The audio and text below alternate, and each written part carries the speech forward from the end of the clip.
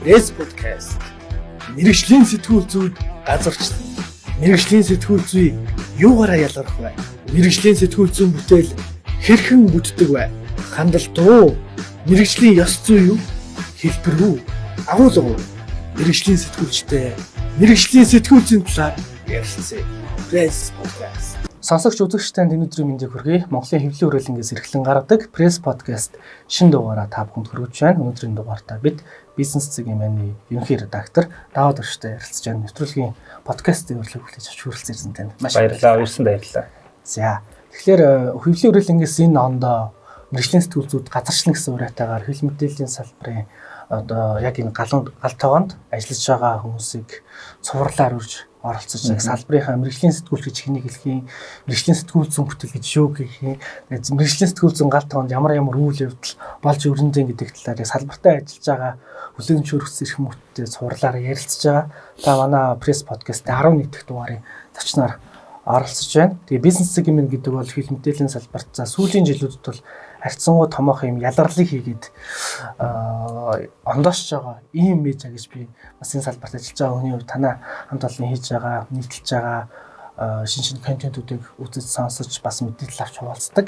Тэгэхээр яг энэ хамгийн эхлээд та сургуулаа төгсөж ирээд Монголын хэл мэдээллийн салбарт ажиллахад таны ингээд хүн чинь ингээд гаднаас сурч боловсроод за одоо жинхэнэ эрдэм мэдлэгээ их орондоо сурсан мэдсэн юмаа зориулна гэдээ ирэхэд нэг юм юу гэдэг нь тогтцсон хандлага, тогтоол ус гэдэг юм зүйлтэй урсгал хөрөх тэр дотор орохгүй байх, арай өөр байх гэдэг шинэлэг зүйлүүдийг шууд эренгүүтээ мэдэрчил байсан байх гэж би бодож байна. Тэгэхээр яг тэргүүл яг анх таныг хурж ирээд энэ салбарт медиа гал тогоонд орж иж ажиллахад ямар юм асуудал манай сэтгүүл зүйн салбарт толгомдож байсан бэ гэдгээс яриа гавьлаа эхлэе.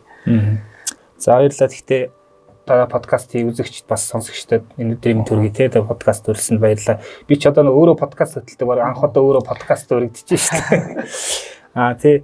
Яг хоо би чинь 13 онд Орос улс сэтгүүлчийн мэргэжлээ сэтгүүлч орчуулагчаар төгсөж ирсэн. Яг хоо бас нэг гол том зорилго нь одоо тэр тухайн хэлийг гадаад хэлийг сайн эзэмших байсан те тэр зорилгоо биелүүлсэн. Мэдээж сэтгүүл зүйн бол илүү тийм одоо тийм сериусны мэдлэг гэж ярьдаг шүү дээ. Тийм толгойтой мэдлэг олж авсан. Тэгтээ бол ур чадварын хувьд бол бид нар бол тэгэл ажлын байран дээр гарч ажил олж авдаг шүү дээ.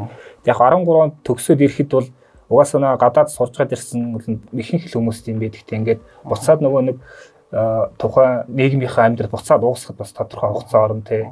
Яг ингээд тэр нэг одоо долгионд орж ирэхгүй нэг хэсэг болно шүү дээ те. Тэг яг уу нэг одоо анзаарчихсан асуудал гэхээс хэл угаасаа манай нийгэм чи одоо шилжилтийн үедээ стил явж байгаа тий. Ялангуяа сэтгүүл зүйн салбар маань бол угаасаа юм бас юм том юм өөрчлөлтөд ороод явж байгаа. За одоо энэ одоо өөрчлөлтийн чиг хандлага хаашаа одоо хүрэх нь одоо тодорхойгүй байгаа тий. Ерөнхийдөө бол яг зүгээр одоо манай нийгэм бол ерөнхийдөө тийм яг хөдөлгөөнтэй динамик нийгэм шүү дээ. Тэгээд маш их юм хурдан өөрчлөлтөөр явдаг те бас хурдан ингээд дасан зохицоо явдаг тийм онцлогтой. Ерөнхийдөө би бол анханасаа ингээ нэг ажилласан чиглэл маань гэвэл одоо бизнес эдийн засгаар анханасаа л явсан л да ингээл анх ирээл ингээл бахан бизнес салбарын хүмүүстэй ярилцлага хийгээд чийдэг юм те. Ерөнхийдөө улс төр нийгэм соёл урлаг тэр тал руугаа олно их бичээгүй. Сонингоор баг яваагүй. Телевизээр хэсэг явж үзээд ерөнхийдөө бол миний одоо ажиллах чиглэл бол ерөнхийдөө сэтгүүл тэгээд бас одоо дижитал медиа те сэтгүүл сайт юм байна гэсэн.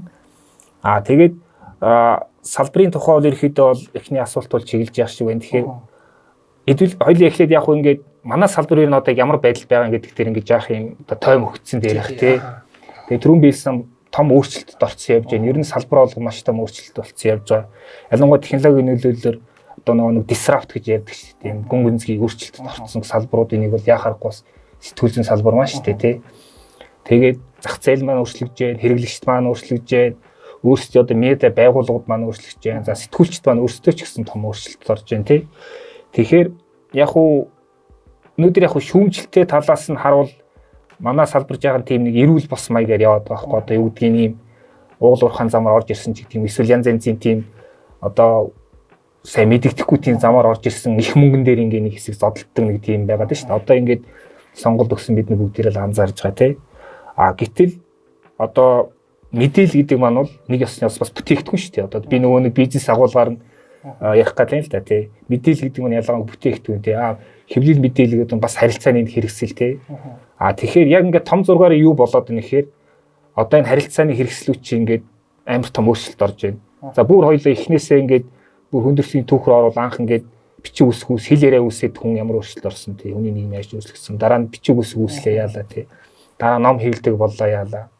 Тэр байтугай ингээд ном хийдэг болсноор хүүхэд нас гэдэг ойлголт бий болсон гэдэг тийм судалгаанч байдаг юм лээ. За дараа нь тэгээд радио, телевиз гээд ингээд нөгөө нэг юм харилцааны хэрэгсэл өөрчлөлт тутам хүний нийгэм дагаад ингээд гүнзгий өөрчлөлт ороо явчихдаг тий. Тэгээ хамгийн сүүлд интернет орж ирсэн. Тэгээ бидний нийгмийг яаж өөрчлөлөө тий. Тэгээ ингээд улмал ингээд өөрчлөлтийнх нь хорд нь ихсэл зайн багасаад баз. Тэгээ одоо хамгийн сүүлд химэл оюун гэдэг технологи гараад ирсэн. Энэ одоо бид нэр яаж өөрчлөх бас одоохондоо тодорхой. Нэг яснаар бол бид нэр амар том юм хүчтэй техникийг чи тэрийг яаж ашиглах одоохондоо мэдэхгүй байгаа байхгүй.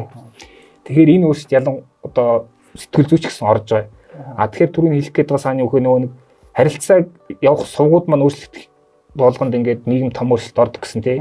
Тэгэхээр хэвлэл мэдээлэл гэдэг бас одоо нийгэмтэй харилцах тийм хүчлэг хэрэгсэл учраас тэр харилцааны хэрэгсэл нь өөрчлөгдөхөөр дагаад бас ингээд том өөрчлөлт орж байгаа. Тэгэхээр биднэрт ингээд яах ингээд зогсос хийгээд ер нь юу болоод байгаа бид нар ер нь цаашдаа яаж явах гэдэг айгу тийм зогсож бодох хэрэгцээ маш их гарч одоо нэг юм том хүчлэгийн цэг дээр ирсэн байна гэдэг байгаа байхгүй тий гол хэлэх гээд байгаасаа. Тэгээд дараагийн асуултуудаар бид илэрэнгүй ярьж байх тий. Зөв. Мэдээллийн хэрэгслийнхээ онцлогоос шалтгаалаад хүний амьдралын хэм маяг бол өөрчлөгдөж яваа тий. Гэдэгтээ санал. Тэгээ нөгөө нэг ямар эдрийтэй онцлог асуудал байсан бэ яг хуу асуудал гэхээс илүү чинь зүгээр том маш том сорилтууд орчод байна. Та Оросд сургуулаа төгсөөд ирээд жилийн хугацаанд магадгүй ингээд амьдралын хэм маяг шиг юм хүмүүсийн хандлага одоо монголчуудын нийтлэг үнэт зүйлч гэдэг юм уу тийм эсвэл сэтгүүл зүйн школч гэдэг юм уу тийм одоо дотроо хүртэл ингээд хүмүүсийн школ, мобиль школ, хүмүүнлэгийн школ, радио телевизийн школ гэдэг өөр байгаад байдаг шүү дээ. Тэрэн шиг тийм зүйл танд ажиглагдаж тусч ирсэн үү? Хэл мэдээллийн салбарын ажиллаад гэдэг үнцгээр асуусан. Нөгөө талдаа та ингээд ирээд Монголд одоо 10 гаруй жил бас ажиллачлаа шүү дээ. 11 жил. Тэгэхээр таны тэр анхны анзаарч ирсэн тэр зүйл одоо хүртэл явсаар байна эсвэл өөрчлөгдөж байна уу гэдэг.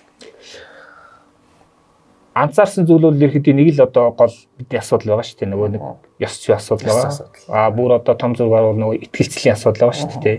Би нэг хэвлэл мэдээллийн хэвлэлийн зөвлөлийн өдөрлөг дээр ч гэсэн ярьж байсан ингээ те.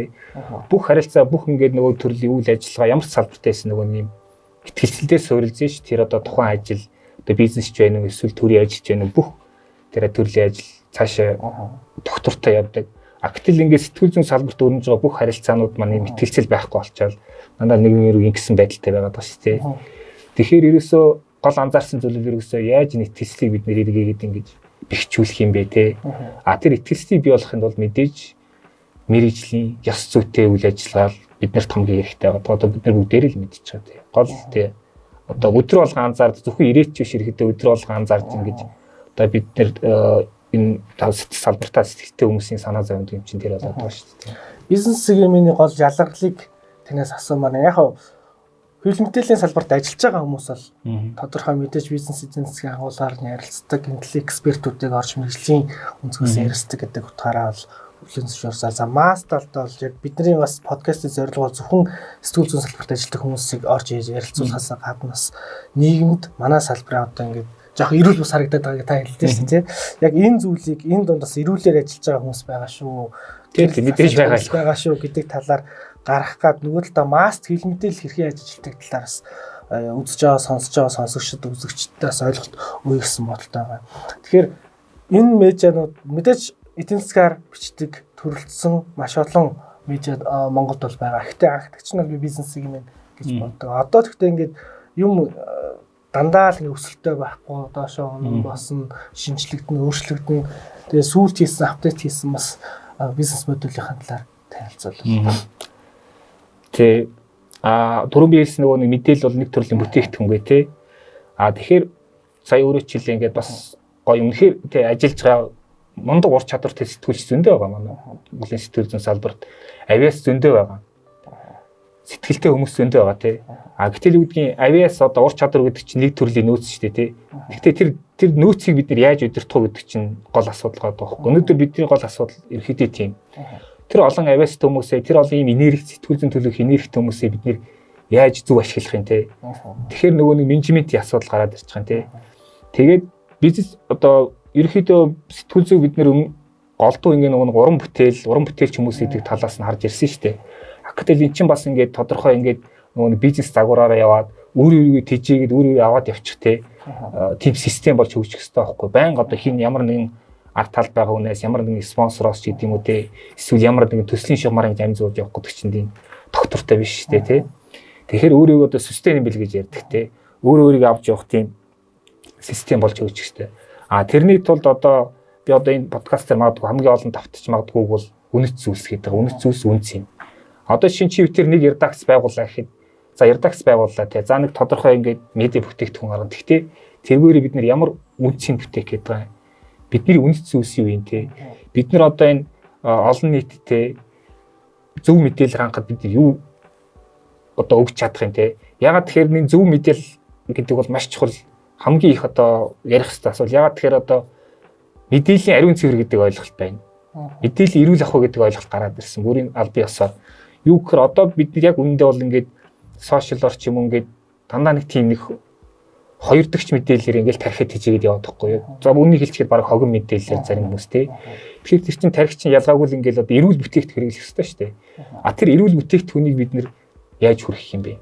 Энэ сэтгүүл зүйн салбарт ажиллаж байгаа хүмүүс те. Тэгэхээр тэд нар чинь бидний бас нэг үнэт зүйлс байж болж байгаа байхгүй юу.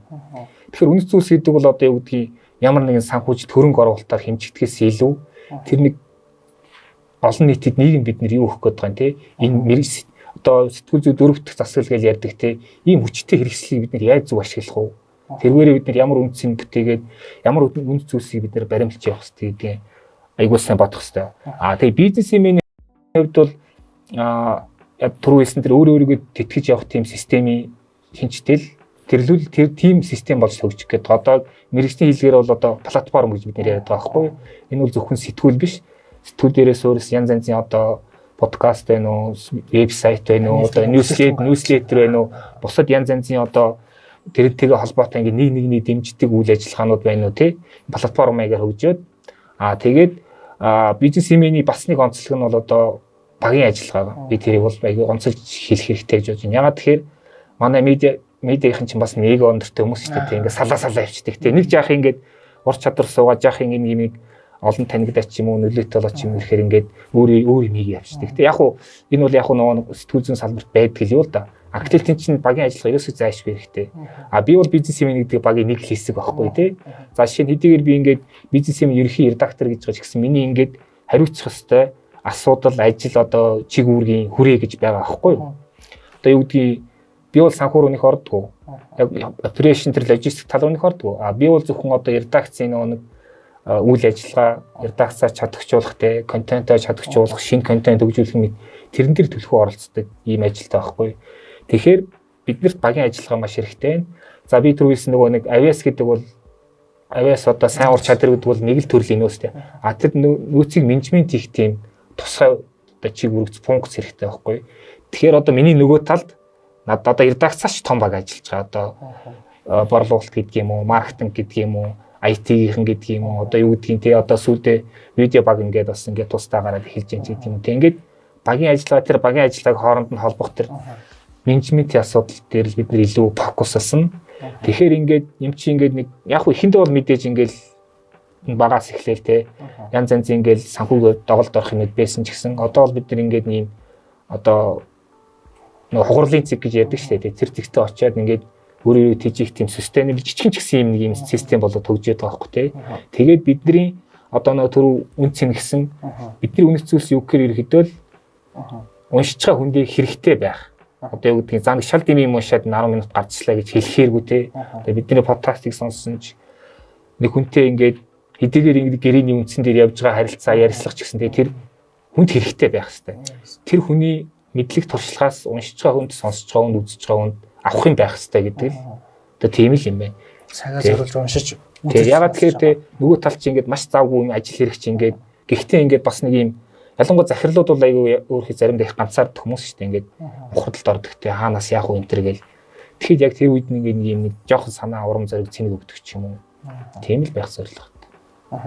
Та сая редакцууд ерөнхийдөө бол ингээд өөрсдийнхөө чиг баримжаа, үнэт зүйл, алсын хараа бараа нэгдээд үнцний бүтээг контентыг явуулж байхдаа бие дагаад ирэхээр ингээд тус-тусдаа салаад өөрсдийнх нь хувийн амбицыг захираад явдаг шилдэж шүү дээ. Урт хугацаанд доктортой ямар нэгэн улс төр бизнесийн бүлэглэлээс хараад бусаар оршин нөхцөлийн тулд мэдээж олон сорил бэрхшээл тулгарх байх. Тэр үзе ашигтай. Нөгөө төгөр одоо яг энэ орчин цагт хуучин бол яг 80-аад оны үед юм уу да тий.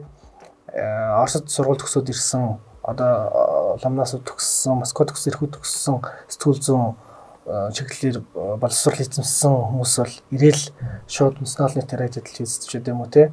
Үнэн сан дээр ч байдаг юм ингээл ажиллал өдөртний сонин телевиз радио дээр ажиллаад тодорхой хэмжээний сэтгүүлчийн ажил гэдэг бол тийм модны те нэр хүндтэй зохиол сэтгүүлч юу гэдэг те багш гэдэг ингээд одоо энэ яг цаг үед бол харьцангуй үнцэнтэй бөгөөд бас сэтгүүлч гэхэд л баг тэр хүний хэлсэн үг болгоно итгэх байдлаар ханддаг гэсэн бол одоо бол ингээд баг сэтгүүлчдэд итгэл манай салбарын нэр хүн ингээл унж ийн. Үүнтэй адилхан одоо орчин цагийн сэтгүүлч нарт мэргэжлийн уур чадвар таасаа уур чадвар аяас гэдэг бол нэгтлийн нөөц хичээллээ шүү дээ. Тэгэхээр бичлэгийн уур чадвар, ярих уур чадвар хөтлөгч гэдэг юм уу те. Ер нь энэ уур чадварууд яаж өөрчлөгдөж байна? Ур чадвар талаасаа ч гэсэн бид нараас тодорхой сорилт орчоод яг уу одоо сэтгүүл зүйн салбарын асуудал гэж ярьж байгаа тэр зүйлүүдийн гол одоо шалтгаан нөгөө нэг одоо бид нэр өдий болтол ингээд юм одоо санхүүжилтийн санхүүгийн модель олж чадахгүй л яваад байна л да. Ер нь яг медиа яаж ингээд бие даагаад мөнгө хийх юм гэдэг юм гэдгийг бид нар олоогүй яваад байгаа байхгүй тий. Тэгэхээр яг уу тэн дээрээс олон асуудал үүсэж байгаа. Тэгээд тийм одоо юу гэдгийг хангалттай ур чадвар биш хүмүүс орж ирээд янз янзын тоглолт хийгээд ингээд бужигнуулаад байгаа нүзэнд байгаа шүү дээ. Түрүүн бийсэн. Үнэхээр ингээд одоо яг мэрэгжлийн гэж бидний тодох ёстой тэр ур чадвартай хүмүүс бол зөнгө байгаа шүү дээ маа тий. Яг хөө тэгээд мэдээж одоо хуучин бол нэр хүндтэй мэрэгжлээсэн гэж тэгж шүү дээ. Тэр үед чинь бид нар бол мөнгөнд нэг санаа зовдох шаардлага багтаа. Үнэхээр чи ингээд мэрэгжлийн ингээд сайн сэтгүүлч бол тэгэл чамайг тэгэл олон газар авахаар л одоо хүлээж байгаа шүү дээ. Гэтэл одоо бид нар чи ингээд сайн бичих, сайн ярих, сайн асуухаас гадна бас сайн мөнгө олдог баймир шүү дээ. Тэгэхээр энэ бол нөгөө нэг яриад байгаа одоо тэр нөгөө нэг санхүүгийн модель, бизнес моделийн асуудал стил байгаалгаа. Яг зүгээр цэвэр ур чадвар талаасаа гэвэл голдуу энэ нөгөө нэг технологийн шинжтэй л байгаад байна л да. Тийм сорилтууд орж иж байгаа. Одоо шинэ үгдгийн химийн оюун гэдэг технологи чинь одоо ингээд зарим талаар бидний ажлыг зүгээр л орлох хэмжээнд байгаад байгаа байхгүй юу. Одоо бидний яах ингээд түрүү нөгөө нэг мэдээлэл бол бүтээгдэхүүн гэж хэлсэн тий. Одоо юу гэдгийг нэгсэн зүйл одоо хүнсний бүтээгдэхүүн гэж зөвлөж л да. Хүнсний бүтээгдэхүүн дотор ингээд одоо ресторан идэж болох хоол тий. Одоо юу түргэн зууш мууш одоо юу гэдэг янз бүрээр байж л тий. Тэрнтэй адилхан мэдээлж гисэн ингээд одоо амт чанар зэрэглээрээ бас өөр шүү дээ тий. За ингээд гоё аналитик сэтгэл бариад уншвал тэр чи арай чанартай одоо уур гихтэй хоол идэж чинь гэдэг юм тий.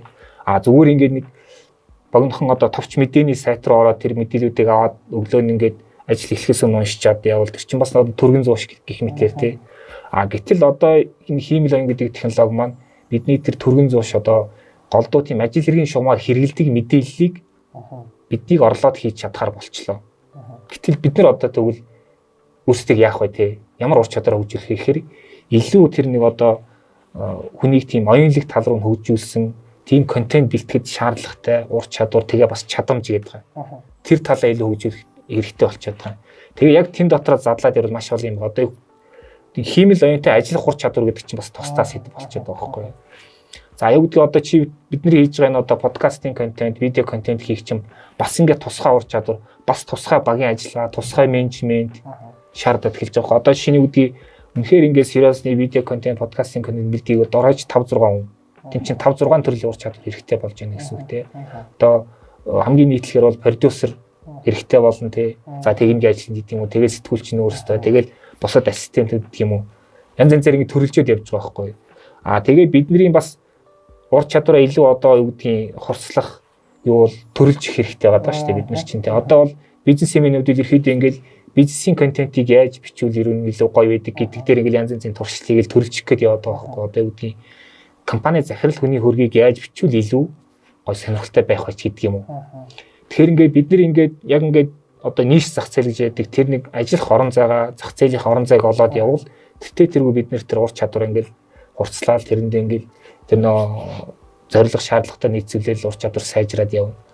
Одоо юу гэдгийг мэдээлэл одоо зөвхөн мэдээ голдуу яадаг юм өдөр тутмын мэдээний сайт бол тэнд бол илүү одоо юу гэдгийг шуурхай байх ур чадвар. За тэгээ нөгөө нэг хиймэл оюун чи одоо ингээд амар том тайлан оруулаа гэхэд тэндээс хамгийн голгуудыг нь гаргаад ирч гэдэг юм уу те. Гэтэл тэр ур чадварыг тэр янз янзын датан дээр ажиллуулахад тэр одоо хиймэл оюуныг янз янзын датан дээр ажиллуулахад бас ямар ур чадвар хэрэгтэй гээд ер нь ур чадвар ингээд олширнуулах эсвэл одоо цөөрөг маш олон болж төрөлжиж байгаа. Тэгэхээр бид нар бол угаасаа нэг хүн ингээд бүгдийг нь эзэмших боломжгүй учраас бид ингээд төрөлжөөл тэрэн дээрээ илүү шин ур чадварыг эзэмсэж явахаар харагдаж байгаа. Сэтгүүл зүйн бүтээгдэхүүн гэж тийм контент гэдэг одоо контент гэж их яг модтой боллоо. Тийм. Энэ бүтээгдэхүүнийг яг нь нийгмийн хөгжлөд байгаад хүмүүсийн хэрэгжилж байгаа технологийн нөлөөллөөр амьдралын маягаас шалтгаалаад тэр бидний гаргаж байгаа мэргэжлийн бүтээгдэхүүнүүд маань ер нь бол мэргэжлийн сэтгүүл зүй гэдэг өөрөө нийгмийг чиглүүлэх, нийгэмдээ гэрэл хасаах тийм ард түмнийг соён гэрүүлэх гэл ингээ ярьдаг боловч одоо урт бичээрийг хүмүүс уншгаа болцсон шүү дээ. Одоо баг хүмүүс өөддөг болсон залуучууд ийм юм сонирхож, тийшээ нөрөө тэр сонирхож байгаа газарт нь тэр мэдээллийн одоо бүтц дээр нь сонирхолтой контентыг хий одоо real story байдлаар мэдээлэл өгч байгаа тий. Яг нь технологид суурилсан байдлаар л хурим үйлчлүүдийг л хийж л байгаа орлогууд л та.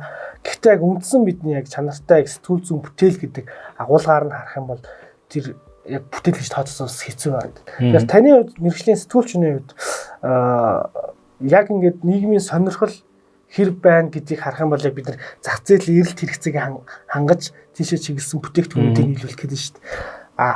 Зүүн нь бол бид нэр хэрэглэгчтэй, уншигчтай зөв зүйл рүү шилжүүлж чанартай юм үзүүлчих, сонсуулчих гэдэг байгаа. Тэгэхээр энд нэг хоёр масс өөрөө юу сонирхож чинь тэрэнд нь тохирсон юм хийчих гэдэг нэг юм агуулга байна. Эсвэл масс сонирхгүй ч байсан энэ өөрөө бидний үндэцүүл үнцэн гэдэг учраас хийх ёстой л ажил гэдэг эр зэрэг байгаа тийм. Та хайл талд нь зөксөж байна. Тэгээ энэ үндэцүүл одоо ямар нэгэн ажил, бизнес, үйл хэрэг болгоно нэг алсын хараа гэсэн ойлголт байгаа шүү дээ. Одоо юу гэдгийг одоо Монгол одоо илүү монголжуулыг бол нөгөө бид нар чинь ноён нуруу, жанжин шугам бэнтэр гэж их ярих дуртай шүү дээ тий. Тэгэхээр анханасаа бид нар одоо юм эхлэхдээ ер нь яг бид нар юуны төлөө оршин байгаа мэй гэдэг аягүй сайн ойлгох хэрэгтэй юм шиг. Жижиг томоосоо хамаараагүй. Тэгэл яг л үнэхээр тэрэндээ ингээд энерги зарцуулж чадах, өөрийгөө зориулж чадхал бол тэр чигээрээ л явна. Тэгээд яг нөгөө нэг юм масс илүү богино төрлийн видео контент сонирхох болоод нэгэд яасан. Энэ дээр зүгээр яг бид нэр зүгээр юу гэж хардаг гэхээр энэ бол угаасаа тэгтээ хүчтэй гарч ирж байгаа тенденц тий. Гэтэл заавал бид нэр ингээд аль тал руу ингээд дагнч одоо дагаж дуурайх биш тий. Өргөн фронтоор явж болно шүү дээ. Одоо юу гэдгийг бизнесменийн хувьд бизнесмен сэтгүүл гэдэг бол яг сэтгүүл өөрөө дангаараа бол бизнес модель гэдэг утгаараа бол тийм ашигтай бизнес угаасаа биш шүү дээ. Бид нар бүгдээрээ мэдж байгаа. Одоо тэгээд цаасны үн ямар байгаа лээ тий. Хэвлэлтийн өртөг ямар байгаа лээ. Тэгээд сэтгүүл гарах процесс ч өөрөө амар хөдөлмөр шаардсан. Хүнд яж шүү дээ тий. Тэгэхээр бид нар бол энэ бол бидний одоо нэг бас түүх хийд юм а гэж хардаг байхгүй юу? Бас л нөгөө нэг бизнес эдийн агуулгаар явах гэдэг шүү дээ. Энэ түүх хийдийг бид ашиглаад өөр янз янзын тийм дагвар контентууд хөгжүүлж болно. Тэр текстэн агуулга дээрээ суйрлаад тэндээс янз янзын өөр төрлийн өөр форматаар бид нар бүтээгдэхүүн гаргаж болно шүү дээ. Одоо юу гэдгийг нэг хүнтэй амар гоо ярьслах хийцэн байна. Гэхдээ тэр нь текстээр байгаад байна. Хүмүүс нэг уншиж өгөхгүй байгаа шүү дээ. Тэнгүүт ингээд нөгөө зочноо өрөөл та тий. За хоёул одоо зүгээр яг энийгээ базаал зүгээр хамгийн гоё хэсгүүдийг нь камерын өмнө ярьчих. Тэгээд ерөөсөө одоо хүмүүсийн одоо юу гэдгийг ярьслан дотроос онцлол 5 зүйлийг онцлол хоёулаа ярьчих. Тэр нь хүмүүст илүү сонирхолтой байж магадгүй гэдэг ч юм уу те. За эсвэл үнэхээр ийм агуулгатай мэдээлэл сайтай өгөөжтэй ингээд гэхдээ нэлээд урт ийм цаг хагасын 2 цагийн подкаст хийлээ гэхэд тэндээс хоёул хэд хэдэн ирэл гаргах чил та те. Тэр чинь бол зөвхөн одоо сошиал зориулсан формат шүү дээ тий. Тэгээд тэндээс хүмүүс ингээд хэрэгтэй санаагаа авах тий. Хэрэг дэлгэрүүлж унших хүмүүс байвал тэр линкээр ингээд цааш явах тий гэдэг ч юм. Эсвэл одоо юу гэдгийг за бид нэг сард сэтгүүл гаргачлаа. Энэ маань за нэг 500 хүнд л одоо максимум хүрлээ тий. Гэхдээ бид нар бас нэг 5000 хүнд хүрчмээр шүү дээ тий. За тэгвэл хэдүүл энэ контентоо дахиж боловсруулад нэг одоо ньюслетер болгочихъя л да тий. Хамгийн одоо хэрэгтэй гэсэн 5 нийтлэлээ сонгож авч байгаа тэрийгэ таймлаад базаад янз янзын хэлбэрт оруулаад дид гарчгаар нь хаагаад блоклоод ингээд илүү өөр төрлийн бүтээгдэхүүн тэгтээ түүхэн хийдэг нэг байхгүй юу. Ингээд явчих тий. Гэх мэтээр бид нар янз янзын тоглолт хийж явна. Тэгээд контентын бизнесийн нэг нууц нь болохоор дахин зарах ашиг олж эхэлдэг тийм нэг юм одоо шин чанартай байхгүй. Зөвхөн одоо бид нэр ийм гоё сэтгүүл хийчлээ. За энийг та нар одоо 50,000-аар авахд бол хизээч хамсахгүй гэх нь бол тийм бас өгөөжтэй биш. Одоо зүгээр бизнес талаас тэр ингээд янз янзын форматаар одоо дахин боловсруулах тий. Дахин боловсруулаад өөр төрлийн бүтээгдэхүүн болгоод тэгтээ нэг түүхийд нэг л гаралтай шүү дээ тий. Тэгж явбал бас сонирхолтой тийм үр дүнгууд гардаг. Бидний одоо барьж байгаа бас стратеги бол ерхэд яг контент тал дээр бол тийм л байна. Тэгтээ бидний бас хийж байгаа ажил зөвхөн контент биш өөр төлөвлөж байгаа бас байгаа гэдгийг хэлэх хэрэгтэй. За таасаа ярианд бас технологийн нөлөөлөл маш их байна. Химлээ ухаан гад ирчлээ гэд хүн бүхэн л одоо бас ChatGPT-гээс мэдхгүй юм асуувал орчуулаад явж яваал ер нь явахсан зүвч юу бурууч юм те. Тэгэхээр яг ингэж юм хурдстай өөрчлөлтийн хэрээр мэдлэг ур чадварын талаар хоёулаа бас тодорхой хэмжээнд ярилцлаа. Тэгвэл яг ирээдүйд эргэлттэй мэрэгчлэлийн 20 мэрэгжлийн жагсаалт гараад яваад байдаг те. Тэгэхээр яг ирээдүйн шин цагийн сэтгүүлч нарт хэрэгтэй ур чадваруудыг дурдаач гэвэл та ямар ур чадваруудыг онцлох вэ? Яагаад энэ ур чадрыг онцолж байгаа вэ? За нэгдүгээрт би ямар ур чадвар онцлогтой вэ гэхээр одоо түр хэлсэнтэй медиа гэдэг бол бас нэг төрлийн угаасаа бизнес мэдээлэлтэй байхаас юу харахгүй сте. Тэгэхээр ийм одоо нэг талаас одоо тэр уран бүтээл талаас нь бидний ажлыг ойлгодог. Гэхдээ нөгөө талаас ингээд тэрийг ингээд бизнес агуулга, эдийн засгийн агуулгаар нь харж чаддаг. Тийм медиа менежерүүд маш их хэрэгтэй. Одоо ер нь бүх салбарт тийм сайн төслийн менежерүүд аяг хэрэгтэй шүү дээ тий. Тэрнтэй адилхан одоо медиа салбарт ч гэсэн яг тийм гоё менежерүүд, зохион байгуулагчдад за цаашлаад профессионер хэрэгтэй болж байгаа хөө тий. Аль аль талыг нь ойлгодог. За хоёрдугаарт бол мэдээж тэр одоо түрүү ярьсан энэ шинэ гарч иж байгаа хэмэл оюуны технологитой ажиллаж чаддаг тий. Тэрний мөн чанарыг ойлгодог тий. Тэндээс юм одоо үнэхээр үнцэн шингэсэн одоо контент бүтээл гаргаж чаддаг тийм ур чадвартай ийм хоёр төрлийн гол ур чадвар бол би хэрэгтэй гэж харж байгаа. За тэгвэл нэг зүйл хэлэх нь онцолж хэлэх нь юу гэхээр за ингээд мэдээж янз янзын шин хүчтэй технологиуд гарч ирж байна. Шин техникүүд гарч ирж байна. Гэхдээ эдгээр чинь зөвхөн хэрэгсэл төдий явахгүй. Тэрийг яаж юуны төлөө ашиглах вэ гэдэг чинь бидний одоо хиймэл оюуны ч биш хүний өөрөө тодорхойлж бодож олох хэрэгтэй байхгүй. Одоо үүдний нөө түрүү хэлсэн бизнесийн алсын хараа эрхэм зорилго үнэт зүйлсгээ те. Энэ маань бол яг зүгээр зүүрлээд хэлвэл тухайн байгууллагын одоо үндсэн хууль нь л авахгүй юу. Ямар нэгэн систем үндсэн хууль, үндсэн тийм одоо жанжин шугам чиглэл байхгүйгээр хичнээн хүчтэй тэг хичнээн мөнгө байгаа тэр зүгээр л юм амар чиглэлгүй ингээл зүгээр л эрэггүй болж байгаа. Тэгэхээр яг одоо үүдгийн тийм нэг залж чиглэх ёстой тийм алсын хараа үнэт зүйлстэй байвал ямар ч хүчтэй техник гаргасан тэрийг бид нэр зөв тал руу ашиглаж чадна. За тэгээд тэр үнэт зүйлс гэдэг дээр ерөөхдөө яг цааш тэр ур чадвар гэдэгтэй ч холбогдно. Юу гэхээр цаашдаа ямар ур чадвар тийм хандлага концепт бид нэр хамгийн хэрэгтэй болгох гэхээр одоо ингээд масс бол амар их тийм мэдээллийн юун дунд байгаа. Одоо шуум дунд гэх юм уу. Маш их урсгал шүү. Өдөр болгон бид нар бөмбөгдүүлж чичээд заримдаа бүр ингээд намайг 50 байлгаад өгчээ гэмээр юм мэдээлэлд бол бөмбөгдөж байгаа шүү. Гэхдээ тэрний ихэнх нь одоо тийм ашиггүй, хэрэгцээгүй одоо юу гэдгийг шингэц мотой уурггүй мэдээлэл байгаа байхгүй зөвлөл тээ. Тэгэхээр тэр массыг одоо хэрэгтэй мэдээлэл рүү чиглүүлж чаддаг тэртлийн стратеги болон тактик янз янзын нэг би сэтгэлгээтэй одоо майндсет гэж хэлдэг тийм майндсет биднэрт маш их хэрэгтэй. Яг зүгээр ур чадвараас илүү нэг сэтгэлгээ биднэрт маш чухал учраас энэ их мэдээллийн шуум дотор өөрийнхөө тэр нэг одоо аудиенс гэж ярьдаг те одоо үзэг сонсогч уншигчаа яаж зөв чиглэж авч явах вэ? Тэн дотор яаж ялгарл бий болох юм гэдэг тэр л нэг одоо зохион байгуулах менежментийн тэр бүх ур чадвар хэрэгтэй. Одоо яг үндэ бол бичих ярих одоо асуух гэж сэтгүүлч одоо янз янзын одоо суур ур чадварууд сэтгүүлчийн ажил. Тэрнээс гадна тэр нэг авиас гэдэг нөөцийг хааш нь залж чиглүүлэх вэ гэдгийг ойлгодог, тийм мэдэрдэг, тийм мэдрэмжтэй медиа менежерүүд хэрэгтэй гэж хэлэхдээ. Медиа менежер гэдэг дээр манайхан тий одоо бидний мэргэжлийн хэлгээр одоо продюсерийн ур чадвар гэх юм уу тий.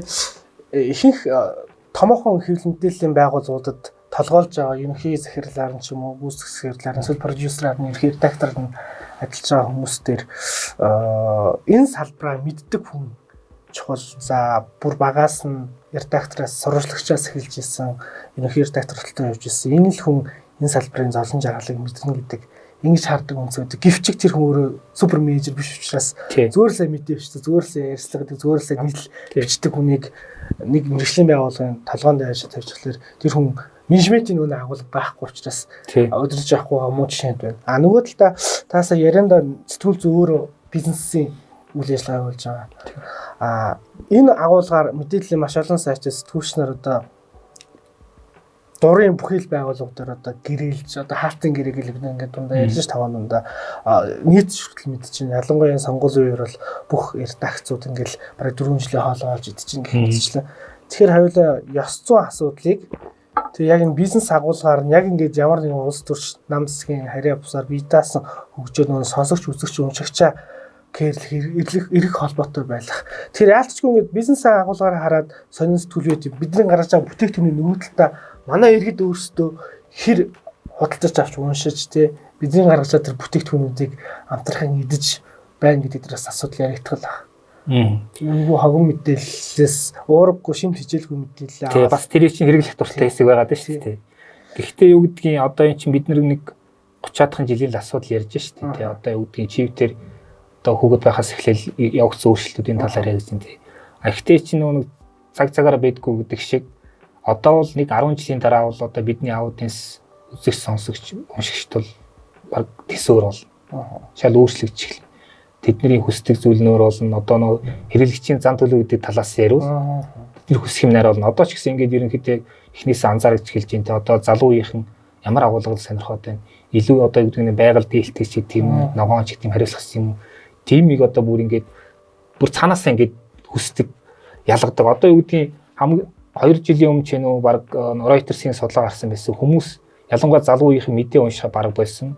Мэдээнээс санаатай цухтаад уусаад байна. Evidence гэж яддаг тийм болцсон байна гэдэг. Тэгэхээр бол ахаад нэг 10 жил болоход бол одоо юу гэдгийг бидний хэрэглэгчд бол төсөөр болно гэж бодож байгаа. Тэгэхээр бид нар бий үлэх гэдэг нэхэр бид нар ирээдүйн тал руу харсан тийм стратегитэй явах хэрэгтэй гэдэг байгаа байхгүй. А дээр нь нэг зүйл хэлэхэд газ энэ мартчихлаа нөө хэлчихсэн санаагаа сайн юм ярьж байгаа тий. Яг тий. Сая тэр нэг манлал дээр мэрэгжлийн хүн заавал сэтгүүлч байж сэтгүүлчнийхэн зовлон жаргалыг мэдэн ойр байдаг байдаг. Тий. Тэн дээр би зүгээр нэг юм хэлье гэж яасан санчлаа. Ямар ч нэм одоо төрлийн байгууллага гэх юм уу эсвэл үйл ажиллагаанд гэх юм эсвэл бизнес гэх юм нэг юм одоо зөв тогтол байдаг байхгүй юу. Түрүү хэлсэн тэр авиас гэдэг шинэ өөс гэдэг тий. Авиас гэдэг голдуу нь мэрэгчлэтнүүд байдаг хүмүүс одоо байдаг зүйл шүү дээ тий. Одоо профессионал хүмүүс байдаг зүйл. Гэтэл тэрийг удирдах өөр ур чадвар хэрэгтэй гэдэг нөгөө менежерүүд яриад байгаа байхгүй юу. Тэгэхээр одоо юу гэдгийг жишээлбэл нэг маш сайн сэлбэр хийдэг хүн байлаа гэж бодъё те. Үнэхээр гоё сэлбэр хийдэг те. Тэрний хийсэн юмыг хүмүүс ямар ч үнээр хамаагүй авахд биелэн те. Тэнгүүд нөгөө нөхөр чи ингээд за энийг ерөөсөө би бизнес болгоно гэдээ явлаа гэхэд бизнес болгоод явлаа гэж бодоход те. За ингээл өдөрт нэг 3 сэлбэр гаргадаг байлаа гэж бодъё. За 2 их ч юм уу те. Гэтэл ингээл хэрэглэгч маш олон болоод өдөрт 2-ыг биш 5-ыг зарах хэрэгтэй болчихлоо шүү дээ. Гэтэл тэр чинь амьд хүн шүү дээ те. Тэнгүүд тэн дээр чинь нөгөө нэг менежментийн асуудал гарч ирж байгаа байхгүй. Тэгэхээр энэ юу хэлэх гээд нэхэр ямар ч бизнес одоо мэрэгжилтэн гэж нэг хэсэг байна. Яг юмаа ингээд гоё хийдэг юм. Гэтэл нөгөө тал тэр бүхний ингээд эмхлээ зохион байгуулад хэрэглэгчтэйгээ холбогдоод ингээд аваад явж менежер ур чадвар. Ийм хоёр үндсэн пункт заавал хэрэгтэй болдог. Тэгэхээр бол нэг хүн хоёуланг нэгт амар хэцүү. Тэгээ түрүүний өөрийн чинь асуулт нөгөө ингээд сэтгүүл зүйд ингээд үнэхээр зовлон жаргал ойлгох сэтгэлтэй, нэрхтэй ингээд ур чадвартай хүмүүс байл. Яг бизнес болох гэж гацчаад идэх тий. Энд чинь тэр байхгүй. Тэгэхээр нөгөө нэг миний нөө медиа менежерүүд хэрэгтэй байна гэж хэлээд байгаа санаа чинь тэр байхгүй тий. Тэгэхээр одоо юу гэдгийг энийг одоо сэтгүүл зүйн сургалтын байгууллагууд юм эсвэл бүр ингээд өөр байгууллагуудаа хамтраач юм уу ямар нэг байдлаар одоо бэлтгэх тийм их хэрэгцээ байгаа хэл та. Эсвэл одоо юу гэдгийг одоо зах зээл өөрийнхөө жамаар ингээд тийм хүмүүсийг төрөлжүүлээд бэлдэж гаргах ч юм уу нэг л юм болох л бах те. Гэхдээ бол энэ бол зайшгүй явагдах юм бах те. Тэгэхгүй бид нар зөвхөн сайн бичээд сайн яриад байхад бол тэр маань бол одоо бас хангалттай биш л яваад байна. Таасаа ярианда зах зурсан би энийг яг та хариулахгүй жиж болно л та. Зөвхөн бид нэр сэтгүүл гаргаад подкаст хийгээд бүтээгдэхүүнээ хүргээд явахаас гадна өөр олон юм хийж байгаа гэдэг. Тэр олон юмнасаа цугсаас хуваалцах боломжтой юмасаа төрдөл. Одоо миний хувьд үү? Тэгэл нөгөө нэг жижиг байгууллага чинь тэгэл угаасаа тэгэл нэг хүн нэг зөвхөн өөрийнхөө юм хийхгүй янз янз юм шүү дээ. Би бол одоо ингээд маркетинг руу одоондоо оролцоотой явж байна те. За тэгээд борлуулалтын заримдаа оролцож байна те. Гэхдээ медиа бүтээгдэхүүн борлуулна гэж бас өөрөө бусад одоо юу гэдгийг бит бүтээгдэхүүн борлуулахаас арай өөр те. одоо юу гэдгийг тэр нөгөө нэг салбарын онцлогийг ойлгодог хэрэглэгчийн зан төлөв дээр нь хүсэл майндсетийг ойлгодог тийм менежерүүд хэрэгтэй болдог бох тий.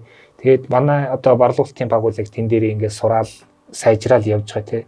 А би бол анхандаа бол бүх юмд нь орох гэсэн. Ингээд өөрөө сэтгүүлээ хариуцж гаргаал подкастаа чигээл борлуулалт дээр ч оролцоол маркетингаа чигээл сайтынхаа админийг чигээл явдаг гэсэн. Одоо ингээд бид нэр төрүүлж чиглэж байгаа байхгүй одоо тий. Одоо видео таллуур одоо продюсерийн шинэ альбом шалгаагаа тэмцээний хүн аваад явж гин ч гэдэг юм уу тий. Одоо маркетинг бол мэдээж угаасаа байх хэрэгтэй тий. За тэгээд борлуулалтын баг бол угаасаа манайх бол нэг стратегиудад нэг онцлог нь ингээд борлуулалтаа ихэндээ тавьж ирсэн аахгүй. Ерөнхийдөө эдгээр чинь нөгөө борлуулалт хийхдэггүй бол юу ч тохиолдохгүй ямар ч амьдрал өрнөхгүй гэж нөгөө гэдэг байхгүй. Мөнгө байхгүй л одоо юу ч амьдрал угаасаа явахгүй шүү дээ тий. Хатуу байл тий. Тэгэхээр эхлээ бидний ямар ч гэсэн юм нэг мөнгө олдог юм процесстэй сувгтай системтэй болох хэрэгтэй тэгээд борлуулалтаа дагаж явдаг энэ жижигтэй явж ирсэн. Ер нь бол бидний гол хийж байгаа юм бол дотроо ингээд төрөлжөөл мэрэгшээл явах бол тэгэл тэр ингээд төрөлж мэрэгсийн хажуугаар ингээд тэр үйл ажиллагаа жигдлээд янз янзын систем процесс оруулаад ингээд явж байгаа. Тэгээд би бол бичгээс гадна асуухаас гадна зохион байгуулах ажил маш их хийдэг. Тэгээд тэн дээр би бол бас тэгээ яг нэг түрүүний хэлсэн шиг яг тийм бас сайн менежер бол бас биш болох гээд байгаа байхгүй тий. Яг ингээд нэг цаашаа хараад юмаа бичээ суучаар бас зарим юмаа мартчих гээд байдаг тийм байгаа. Тэгтээ мэдээж яг үгдгийн одоо яг нэг одоо бизнесийн мөн чанарыг ойлгож байгаа хүний хувьд бол тий одоо үүсгэн байгуулагчийн тэр алсын хараа марааг ойлгох хүний хувьд бол тэгээд менежер ажил бол тэгэл өдөр тутамдаа яг л явж байна. За цаг гаргаж бидний подкастэнд оролцсон танд баярлалаа. Та бүхний бас медиа салбарт шинэ шангалтад арай өөрөөр ялгарлыг бий болоод үндсэн бүтээгэж явж байгаад талархаж байна. Тэгээ та саяхан хэвлэлийн зөвлөлийн сайн сэтгүүл сайт хариуцсан гишүүнээр сонгогдсон. Одоо нөгөө үедээс би төрүүлэг гишүүн болчихж байгаа шүү. Харин тэгээ тэнд бас шинэ ажилд нь амжилт хүсье. Бидний ярилцах цагийн төрөд өндөрлөж байна. Хамтдаа мэргэжлийн сэтгүүлүүд газарчлан суурьтай пресс подкастын бас нэгэн садан зочин нэг нь бол та байлаа. Тэгээд маш их баярлалаа. Амжилт баярлалаа. Пресс подкаст. Мэргэжлийн сэтгүүл зүйд газарчлан. Мэргэжлийн сэтгүүл зүй юугаараа ялгарх вэ? Мэргэжлийн сэтгүүл зүйн бүтээл хэрхэн бүтдэг вэ? Хандлт уу? Мэргэжлийн ёс зүй юу? Хэлбэр үү? Агуулга уу? Мэргэжлийн сэтгүүлчтэй мэргэжлийн сэтгүүл зүйн талаар ярилцъя. Press podcast.